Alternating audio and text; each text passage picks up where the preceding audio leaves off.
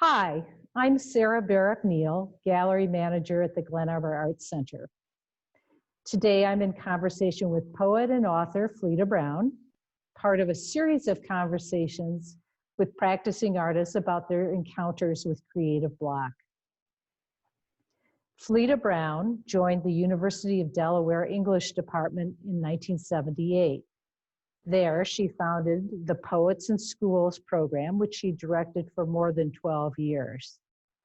Fleda was Delaware's Poet Laureate from 2001 to 2007. She retired from the University of Delaware last year as Professor Emerita and moved with her husband, Jerry Beasley, to Traverse City. Fleda has a new poem collection, Flying Through a Hole in the Storm, coming out this winter from Ohio University Press, and that collection is the winner of the Hollis Summers Prize. And then next fall, a new memoir, a collection of essays called Mortality with Friends, coming out from Wayne State University Press. The condition of writer's block is the stuff of legends. New York novelist Fran Lebowitz has built a persona and a career around her storied, decades-long writer's block.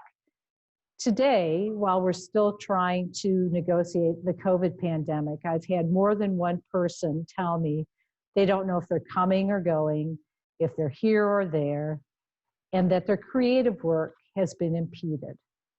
They're stuck. Fleda, is it fair to say that even poet laureates come up against writer's block now and then?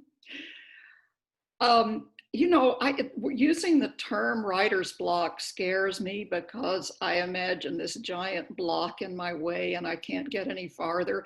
Sometimes it might be that, and sometimes it might be just not writing. And I think of those as two different things. Writer's block is when you feel like you have stuff. You feel like there's something you want to do, but you just can't get it. You just feel dead to it. But not writing, which is what I've been doing a fair amount of these days, feels like a different thing. It's just the world is too much right now. And the news comes at me so intensely that I don't have any psychic space. And when I don't have any psychic space, I don't write. So that feels like a different thing. I have a friend, a writer, who wrote a long, beautiful piece and posted it on Facebook about this. And she said, one of the reasons that she can't write is simply that there's too much else going on and it's all too important and you just can't get away from it. But the other thing she said is not being outside, not being with enough people and having new experiences, because it's not that we always have to travel or have new experiences to write or do any other kind of creative work. It's just that it sparks our interest and enthusiasm. You know this as an artist. You just seeing something new will get something started in your mind. And if you're doing the same thing the way I am, just day after day after day, that spark isn't so much there. I have, I'd say right at this moment, 3 or 4 poems that are about 3/4 of the way finished, and I can't do anything with them. They're just sitting there. Things feel unfinished right now, and I can't do anything with them. Creativity doesn't happen in a vacuum, does it? That's right. That's right. And it feels like a vacuum right now. And so, I kind of forgive myself for that. It's not quite the same thing as a block. It doesn't feel like a psychological issue. It feels like a condition of the world. So a psychological issue of not being able to write could be so many things. It could be feeling like a failure, feeling insecure, feeling depressed, whatever. I felt that way, I'd say, was it the middle of last winter, maybe? I just felt depressed, just day after day. So what I did is I wrote to a friend that I've been corresponding to, Sydney Lee, about poetry and sending poems back and forth for years and years and years. And I said, Sid, I'm going to write something every day and send it to you. And I have no idea. I don't need you to even say anything about it except thanks for sending it. Mm-hmm. It just gave me a structure. Mm-hmm. And lo and behold, just having a person that I just kind of put him out there in my mind as my recipient, and that helped me. And I ended up writing a series of prose poems that I just was very happy with. And so I was just so excited that something got me running again when I didn't feel like I could. I think there's two interesting things about this strategy you came up with. One is you created an audience, so you weren't just writing into a void. There was someone at whom you were directing these things, and you were writing without a goal, without you weren't looking to create a product. It was an exercise, a creative muscle exercise. Was that liberating? Yes, it was. And I think creating a product is a trap that we get into sometimes. It's hard not to, especially, here I am right now, and I've got these 2 books, and I'm constantly they're sending me all kinds of stuff about marketing and all this that I have to do. So it feels very much like a product. Mm-hmm. But the writing of it, if I get into that frame of mind where I'm creating a product, I'm shot. I can't. That's no good. That's no good. But having an audience is a different thing. When I think about somebody to write to, then sometimes that's really helpful. Keeps I me. like that. Yeah. That opens up a little crack so the creativity can start to flow through it.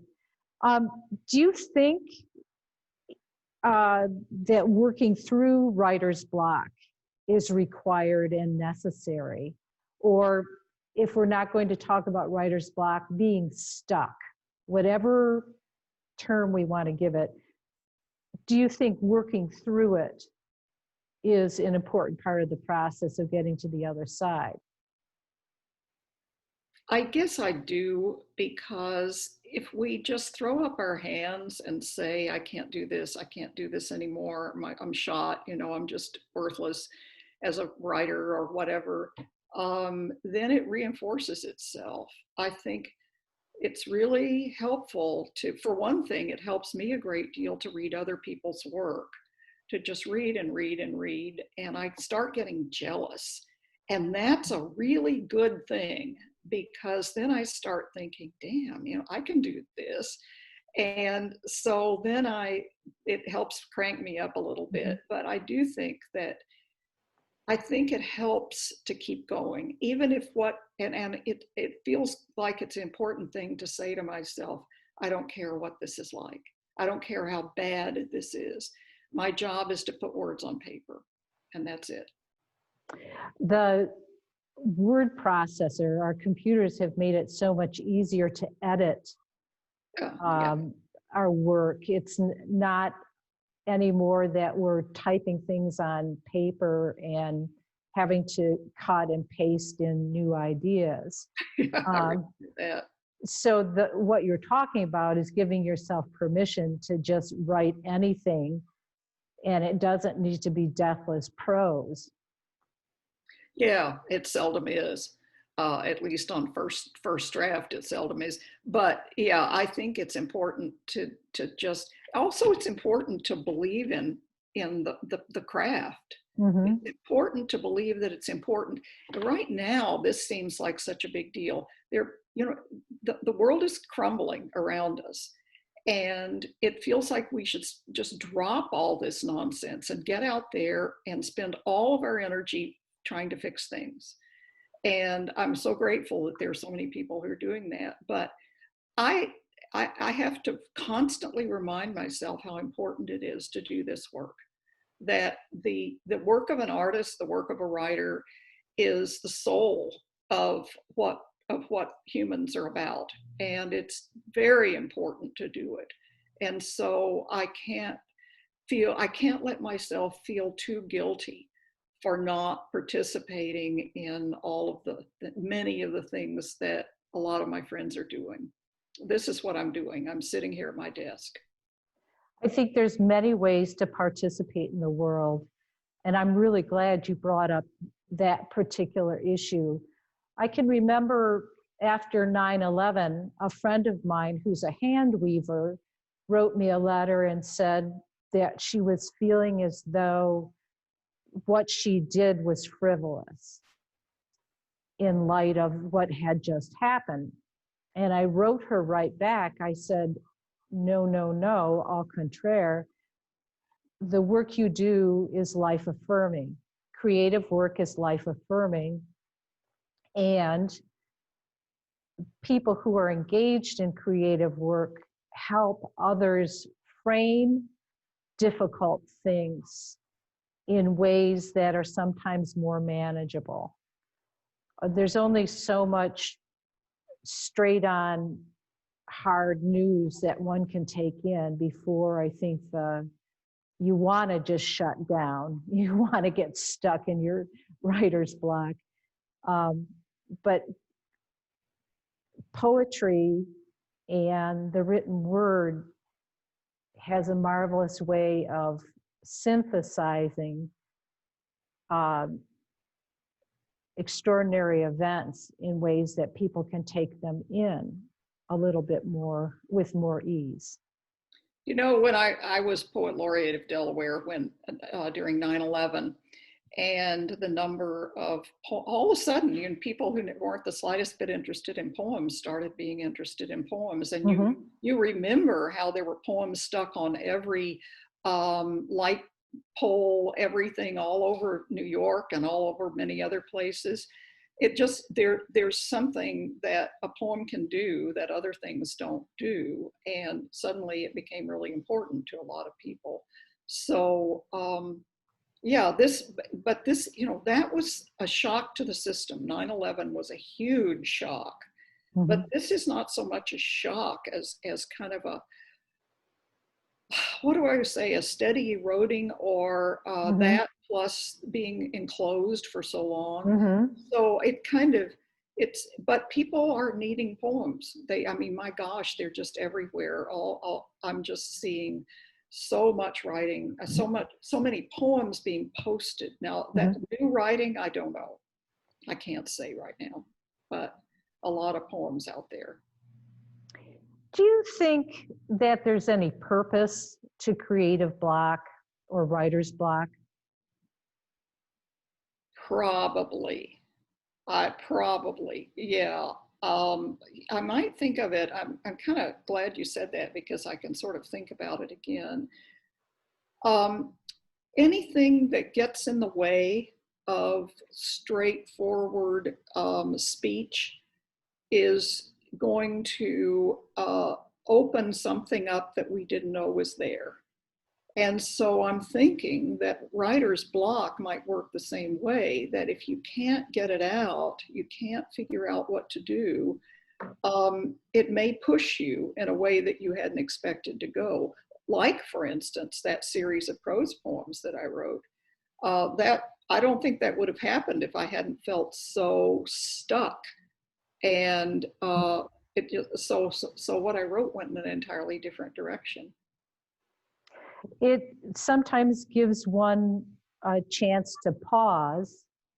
It can be a frightening pause, because with writer's block and creative block, you always wonder if you're ever going to be able to do what you used to do again.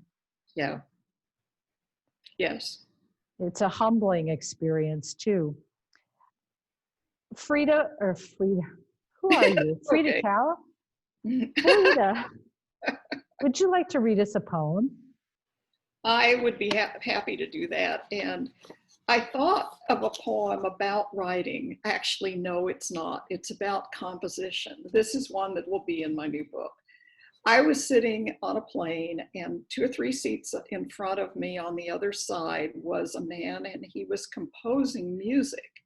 And he was using his computer, and the whole thing was computerized, and he had on headphones, and I could tell that he was, I mean, I could see the notes on the line, Mhm. and then I could watch as you could see the line run across the notes, and you knew he was listening, hearing what he just composed, and I was just fascinated.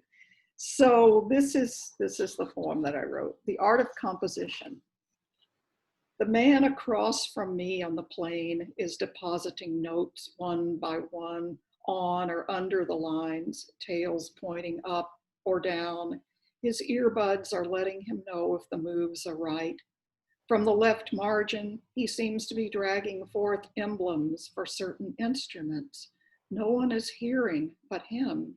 He is a large man, sunglasses shoved to the top of his shaved head, as if he has been recently encouraged out of the dark, a great wail drawn by the secret ringing of the depths. There is so much I do not know. There is the word spiritual, which seems like a greeting from a distance, some reverberation where desire and conviction meet. I am forever watching things make themselves up out of stuff I can't even hear. And beauty. Every time I lean close enough, there is the vertigo. But now I see he is sending a horizontal line across what he has made, sweeping measure by measure over the evidence he has placed on his screen. Thank you, Fleda. I can see that in my Yeah. brain. And thanks for sharing your experience with us. And thanks to everyone who listened in. So until next time, goodbye.